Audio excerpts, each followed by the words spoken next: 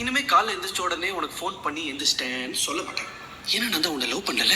அங்கிருந்து ஸ்கூலுக்கு வரும்போது ஒரு சின்ன கேப் பத்தியா, அந்த கேப்ல உன்னை பத்தி நினைக்கவே மாட்டேன். ஏன்னா நான் தான் உன்னை லவ் பண்ணல. டீச்சர் கிளாஸ் நடத்தும் போது பாடத்தை மட்டும் தான் கவனிப்பேன். உன்னை பத்தி நினைக்கவே மாட்டேன். ஏன்னா நான் தான் உன்னை லவ் பண்ணல.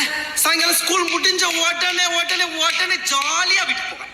உன் கூட டைம் ஸ்பெண்ட் பண்ணவே மாட்டேன். ஏன்னா நான் தான் உன்னை லவ் பண்ணல. நைட்டு உன் கூட போன் பேசவே மாட்டேன். நல்லா சாப்பிட்டு சும்மா நிம்மதியா கொரட்டை விட்டு தூங்குவேன். ஏன்னா நான் தான் உன்னை லவ் பண்ணல. ஒருவேளை என் கனவுல நீ வந்துட்டேன்னு வச்சுக்கோ, உடனே எந்திரிச்சிருவேன். அந்த கனவுல கூட உன்னை பத்தி நினைக்கவே மாட்டேன். ஏன்னா நான் தான் உன்னை லவ் பண்ணல. லவ் பண்ணல. ஒத்துக்கிறேன்டி, என் லவ் ஃபெயிலியர் தாண்டி.